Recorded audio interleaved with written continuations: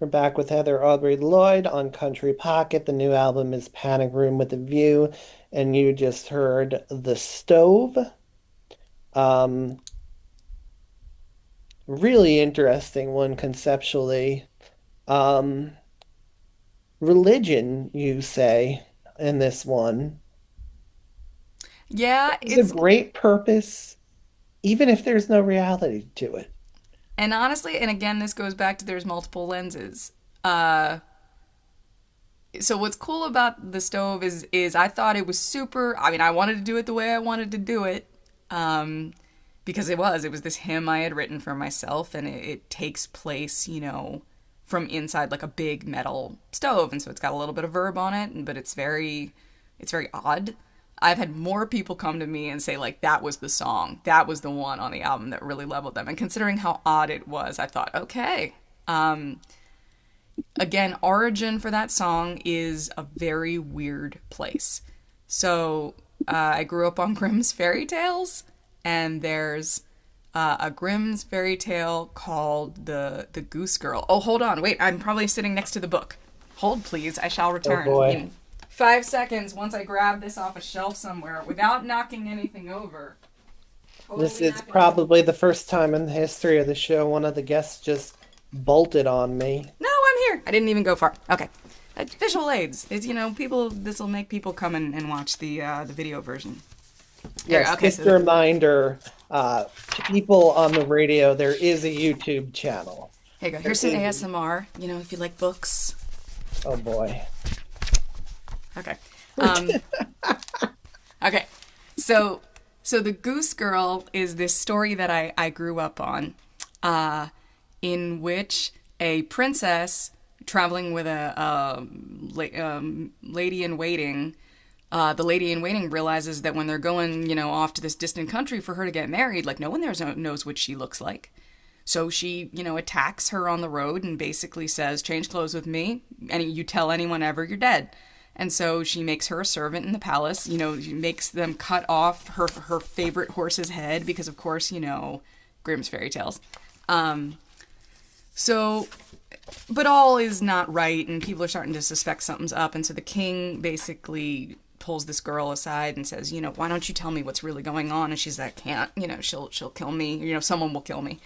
And he says, "Well, you maybe can't. You can't tell me, but maybe you can tell my old metal stove, and it's big enough that she can crawl inside of it." And unburden herself, and she doesn't realize that he's standing at the stovepipe with his ear outside to hear everything. And I thought that reminds me of two things. It reminds me of religion, and it reminds me of therapy. And I went at one point in my life to see a therapist who absolutely saved my life. And years after I had stopped going, I kind of held the room in my mind as almost like this invented place that I could access. I pretended sometimes he was never even real, that he was always a figment of my imagination, and I always had access to him. And so the stove is bizarrely literal when it comes to the girl having climbed in to unburden herself, not knowing who's listening, but imagining someone is listening. And yeah, so the unburdening of yourself is desperately important, especially in times like these. I find rage eats me now. I never knew I had so much rage until, the last I think several it's years. the things being done that are inducing the rage, but Yeah, you because know, I had sadness. I had sadness, I had anxiety. Rage is a relatively new development. But the first lines of the song are, if there's a God, I may be damned, but I like talking to God. And it's very pat, but it's true. I mean, what do any of us really know? It goes back to if some of us were more honest about the fact that we don't actually know, that would be better. It's people who act in the name of religions they think they understand, a God's will they think they understand. The guessing is dangerous, and yet people will act on those things with absolute surety. Like the monks who are walking across America, and there are, Christian people in front of them, challenging them that they're going to go to hell because they haven't accepted Jesus. You know, you have to, you can't reason, you can't logic with faith like that. And so if, in my opinion, if more people were just vulnerable with their God, or if their God was no more than a metal box willing to listen to them, we would probably do a lot less evil in the world. Yeah, there is something powerful about the unburdening. And I also found that,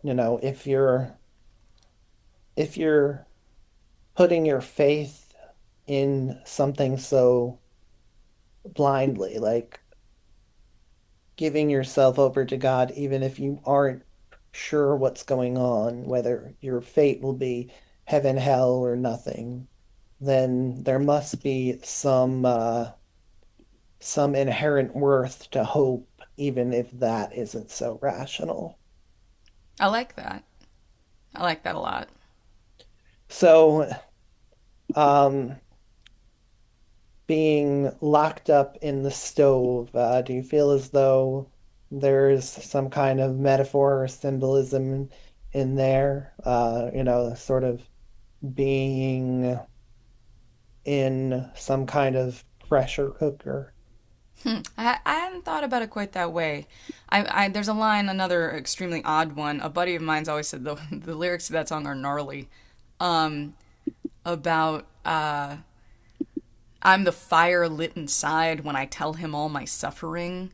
Uh, that God might just be a metal belly full of me, and I'm powering it. Because again, that notion, if God's not a being that understands, maybe God is just what blew this all up and started it, and then is sort of a bystander that is powered like some kind of battery by prayer or by human suffering or something like that.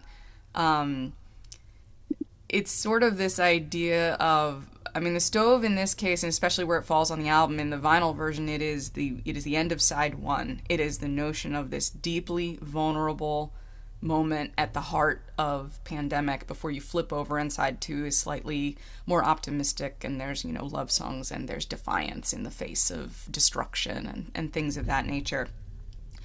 But I think the stove is actually meant to be, in the album version at least, this place of peace, this place of lack of judgment, almost like a sensory deprivation chamber, a place where you're allowed to be selfish and just express all of these things.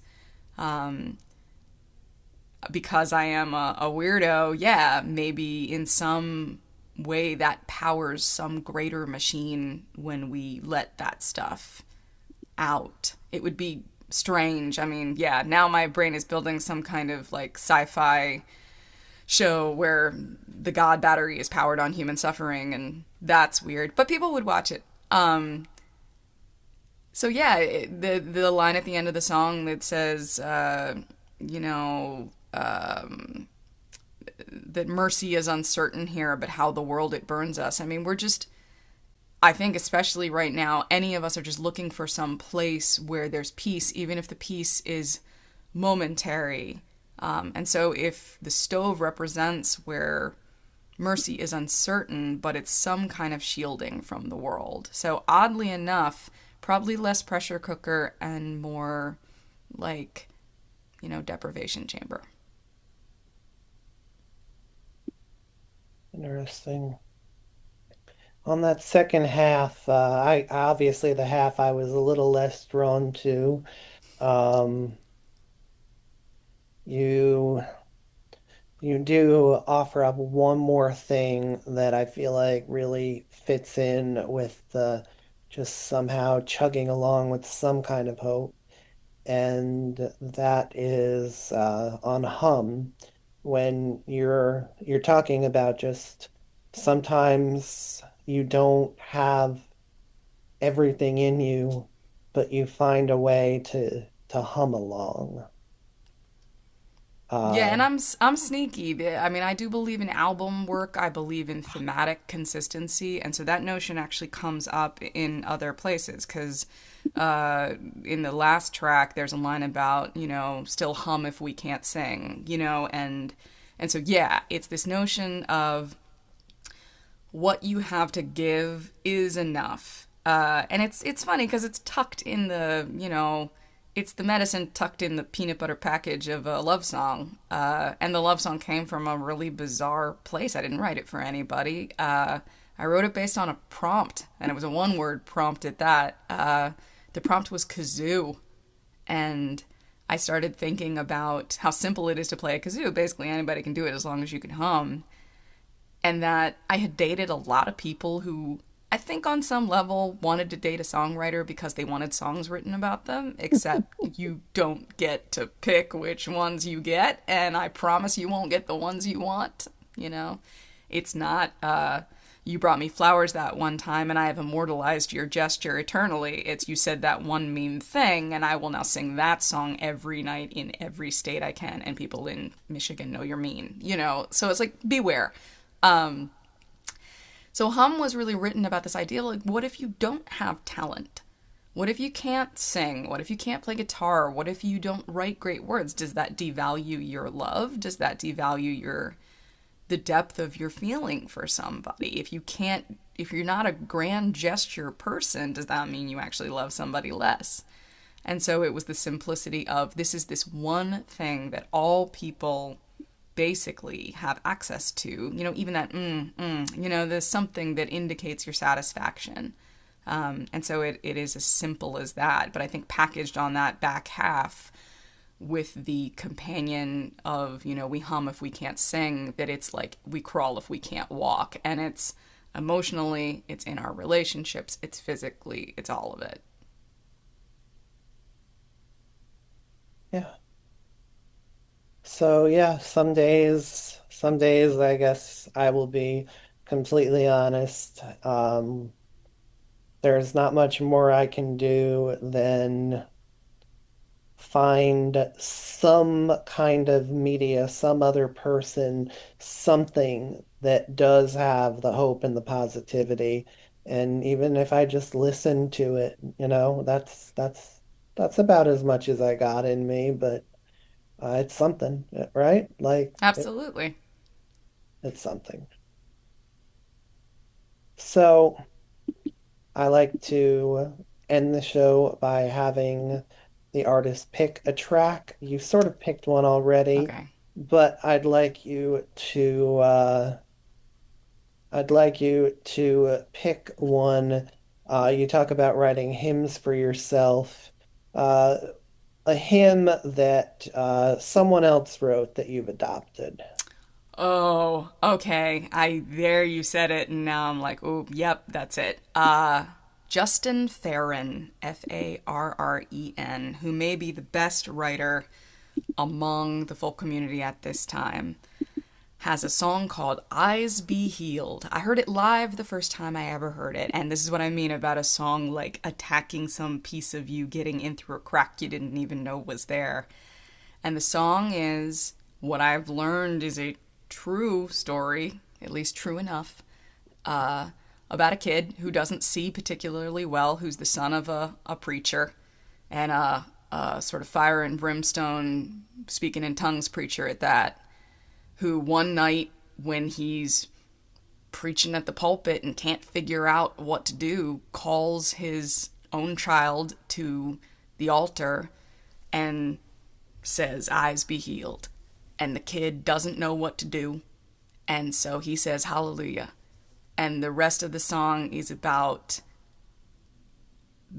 basically about him working his way to the truth and debating on whether faith is the measure of how much you know something's wrong and you keep it inside. Well, I'm a huge fan of Justin Farron, had him on the Awesome. show. So, uh, Do you know the very song? yes, I've played that on the show before. I Well, might be the greatest song, the greatest folk song ever written. I remember I called my friend after and I'm like, what was that? It So is one of a kind, absolutely. So let's do Eyes Be Healed. Heather Aubrey Lloyd, thank you so much for coming on the show thank you so and much. letting us inside your panic room. Oh boy, I did.